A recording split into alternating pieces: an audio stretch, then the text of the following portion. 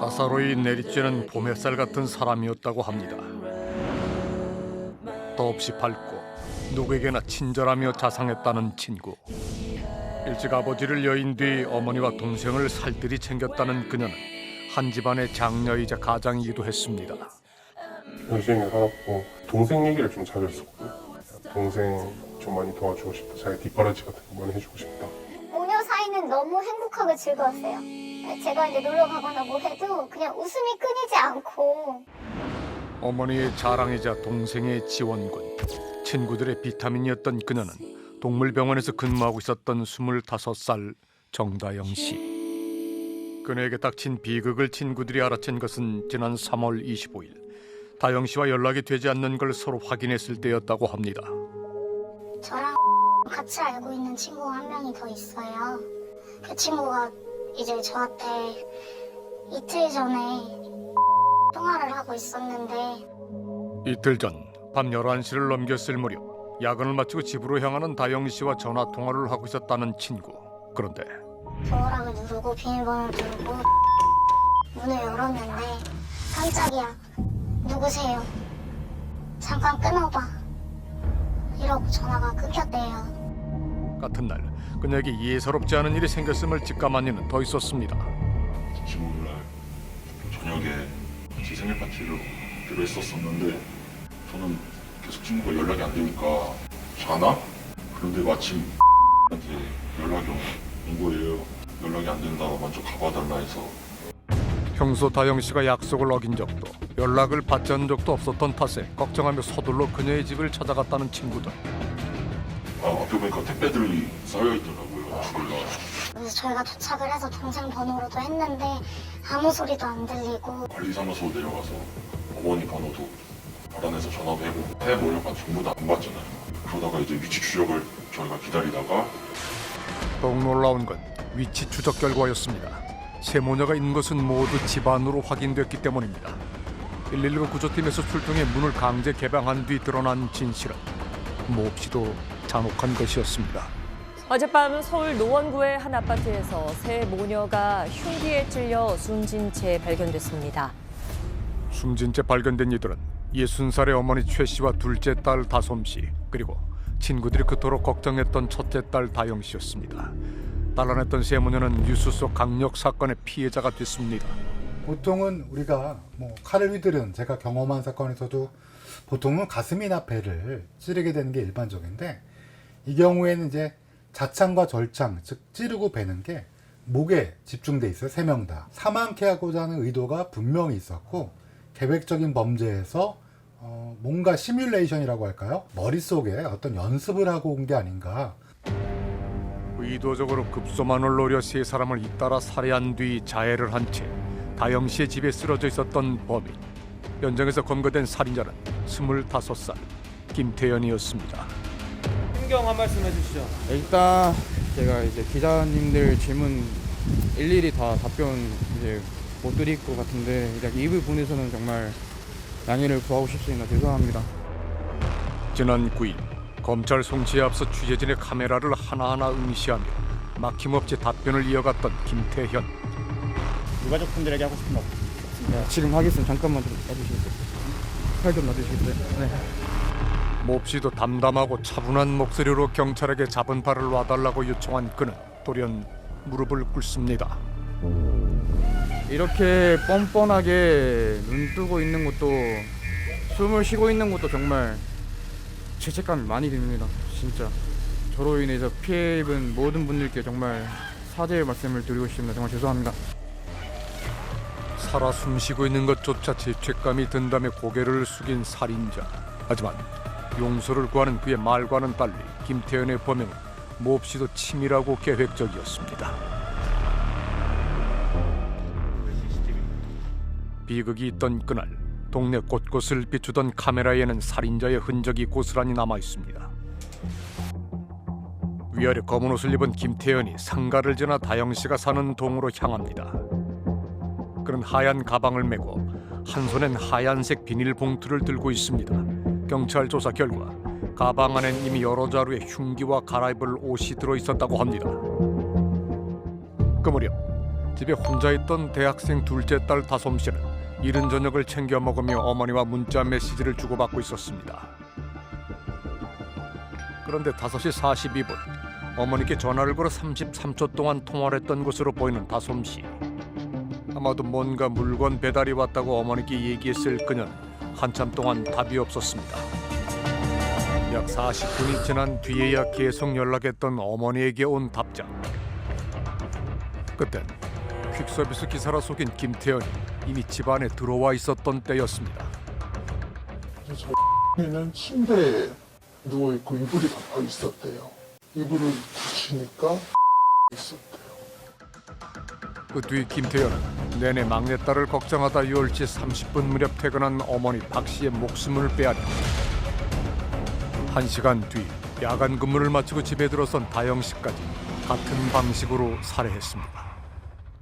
너무 잔인하잖아요. 언니는 마지막으로 들어가서 그거를 다 동생이랑 엄마가 죽은 걸 봤을 수도 있잖아요. 그거까지 느끼고 같다고 생각하면은 그건 살해 후 첫째 딸 다영 씨의 SNS 어플까지 삭제했던 김태현.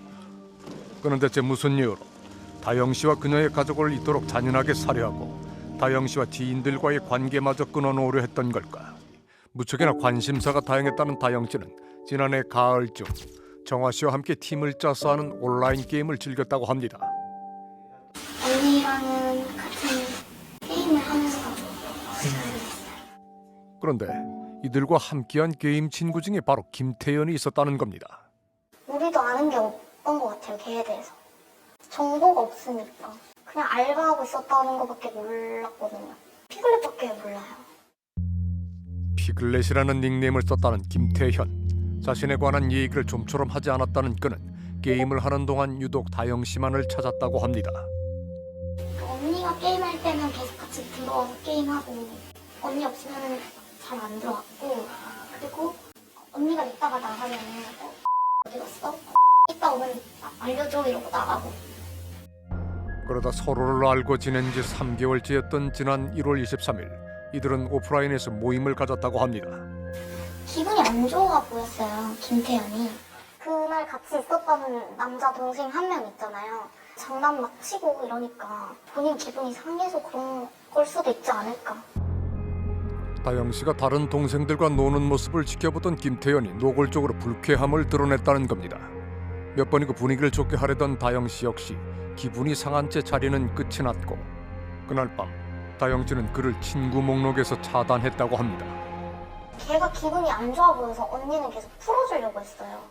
언니는 누구 깎아내리고 그럴 사람도 아니고 너무 황당한 거예요. 저도 너무 어이가 없고 왜 그러는 건지 진짜 모르겠어요. 김태현과의 만남이 있은 다음 날 다영 씨는 미리 약속을 했던 정아 씨 그리고 또 다른 친구와 함께 오후 1시쯤 다시 만났다고 합니다. 그런데 셋이 노래방에서 놀고 있는데 언니 핸드폰으로 계속 전화가 와요. 모르는 번호로 연락 와요. 번호를 바꿔가며 끊임없이 전화를 걸어온 이는 다름 아닌 김태현이었습니다. 그러다가 이제 또 언니 어머니한테 전화가 와서 집 앞에 너 친구라고 하는 남자애가 찾아왔다. 그래서 언니는 열어주지 말라고. 언니가 카톡은 차단을 했어요. 카톡 차단 풀고 집으로 가라고 왜 찾아오냐고 그랬었어요. 느닷없이 다영 씨 집을 찾아와 어머니까지 만난 김태현. 그는 쉽게 다영 씨의 곁을 떠나지 않았습니다. 언니가 집에 우리가 그때도 한 9시쯤 갔어요. 그런데 9시 거의 10시쯤에 집 앞에서 얘기 당했다고 카톡이 온 거예요. 김태현이 와서 억지로 얘기를 했다고 계속 그냥 기다렸던 거예요, 언니를. 의아한 일이었습니다. 다영 씨가 호수를 알려줘 집에 찾아왔다고 했다는 김태현. 저한테도 동호수까지는 알려준 적은 없었어요. 술 먹고도 그렇게 집 주소를 말하는 애가 아니에요. 다영 씨의 친구들은 아파트의 구조 특성상 김태현이 스토킹을 통해 쉽게 집 주소를 알아냈을 것이라고 추측합니다. 그런데 취재 도중 우리는 다영 씨 가족이 살던 한 아파트 주민에게 무척 의미심장한 얘기를 들을 수 있었습니다. 아저씨가 그 새끼구나. 그때 한 20일 넘었나 한 달 넘었나 해서 거기 며칠에 한 번씩 와서 거기서 어정어정거리길래 어디를 찾아갔는데 그렇게 거기 맨날 서 있어요. 그러니까 여자친구 기다려요 하면 11시 돼도 안 가. 12시 다 되니까 그냥 돌아가. 근데 일이 지나고 나서 보니까 그놈이 우린 주변 상가의 CCTV를 좀 더 찾아보기로 했습니다. 사건 당일 오후 5시 2분경 편의점에 들어선 그는 망설임 없이 음료 코너로 향합니다. 이온 음료를 고르고 라이터와 담배를 구입한 김태현. 흔적을 남기지 않기 위해서인지 현금으로 계산을 한 그는 곧바로 편의점을 벗어났습니다. 10분 뒤 그가 들른 곳은 근처의 한 PC방이었습니다. 이 사람 맞지? 그가 PC방에 들어선 시각은 5시 13분 무렵. 입구와는 먼 구석자리를 찾아가 짐을 내려두고 겉옷을 벗은 그는 컴퓨터를 켜기는커녕 자리에 앉지도 않은 채 화장실로 향합니다.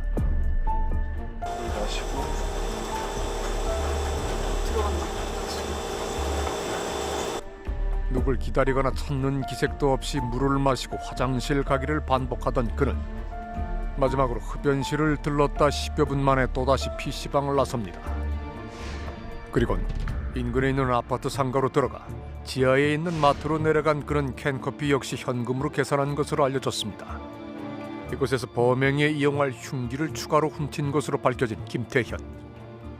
전문가들은 이 CCTV 속에 주목할 만한 점이 있다고 입을 모읍니다. 만약에 어떤 사람이 처음 가본 지역이라면 뭐 좌우를 살핀다든지 그리고 가다가 또 누구한테 뭐 물어본다든가 이런 게 있어야 되는데 본인이 전혀 물어보지 않고 움직이는 것이 거침이 없어요. 그러니까 여기가 지금 초행 장소가 아니고 상당히 많이 왔던 장소로 봐야 되겠죠.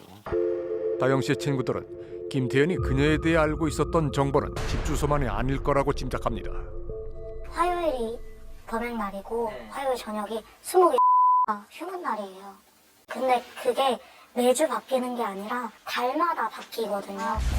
김태현은 다영 씨가 언제 쉬는지 몇 시에 퇴근하는지까지 이미 파악하고 있었을 거라는 겁니다. 형비 미리 준비했습니까? 경찰 조사 당시 다영 씨가 자신을 무시하고 등한시하자 이에 앙심을 품어 범행을 저질렀다고 밝혔던 김태현. 3번 만난 이의 연락을 차단했다는 것이 한 가족이 죽음에 이른 이유가 될 수 있는 걸까? 우린 김태현이 어떤 사람이었는지를 좀 더 알아보기로 했습니다. 같이 PC방도 가고 자주 놀고 그랬었는데 고등학교 때부터는 철들었나 싶을 조용해졌어요. 갑자기. 그리고 약간 음침하다 해야 되나 갑자기. 누군가 일부러 따돌린 적도 없지만 늘 혼자였다는 김태현은 대체로 조용한 학생이었다고 합니다. 그런데 갑자기 화를 낸다든가 그런 거. 애가 목소리가 엄청 작아요. 원래? 네, 엄청 작은데 갑자기 욱해서 소리를 지른 적이 있어요. 자주. 근데 한 번 터지면은 크게 터지니까. 고등학교 졸업 후 아르바이트를 했다는 PC방의 관계자 역시 같은 말을 들려줍니다. 전혀 그럴 상황이 아니었는데도 불구하고 손으로 벽을 가방 쳐가지고 좀 손이 가실 정도로 그런 거를 가끔 목격을 했어요. 그가 스스로 분을 이기지 못하는 장면을 몇 번이고 목격했다는 겁니다. 그런데 취재 도중 우리는 그의 지인들에게 공통된 얘기를 들을 수 있었습니다. 근데 걔는 그냥 설명 없이 이 정도 빌려줄 수 있어? 라고 물었어. 우리 아이디 같은 거 제 아이디도 많이 빌리고 그랬었어요. 꽤 오랜 기간 여러 지인들에게 게임 계정을 빌리고 있었던 김태현. 대체 그 이유는 뭐였을까? 우린 김태현이 게임 계정을 빌린 진짜 이유를 알 것 같다는 한 제보자와 어렵게 연락에 닿을 수 있었습니다.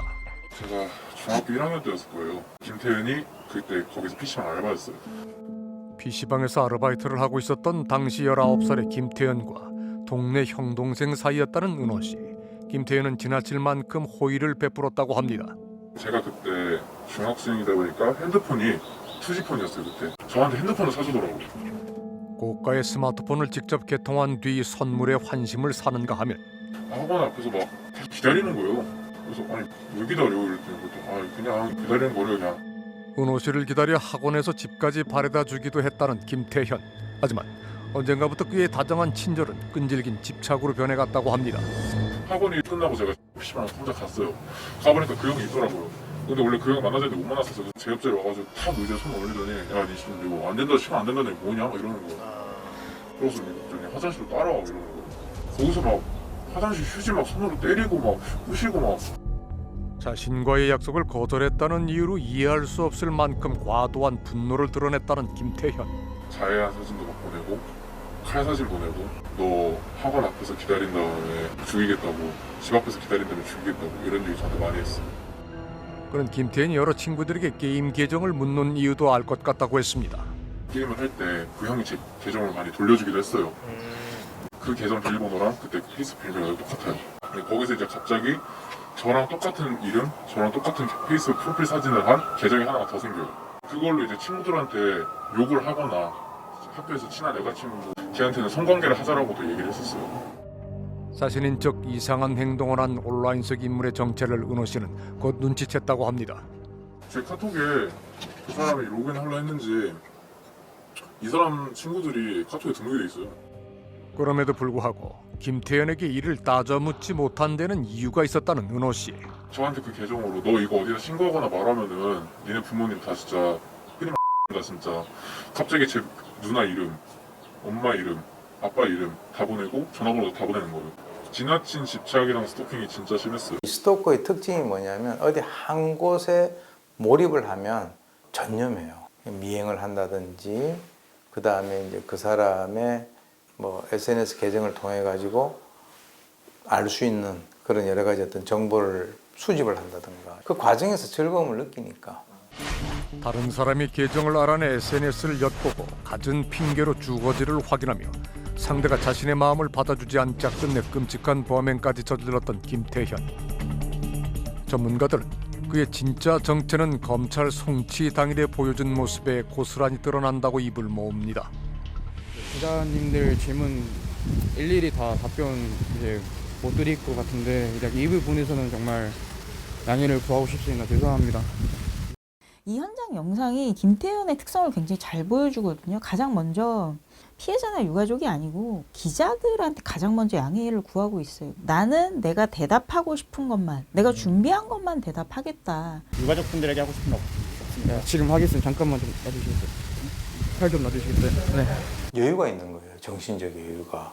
난 지금까지 송치되면서 언론 앞에 있으면서 옆에 있는 형사한테 팔 좀 놔달라고 하는 처음 봤거든요. 지금 이 순간에도 뭐 살아있는 것, 숨 쉬고 있는 것조차 뻔뻔하다라고 해서 제3자가 어떤 사람을 보고 관찰하는 관찰자의 입장에서 얘기하듯이 해요.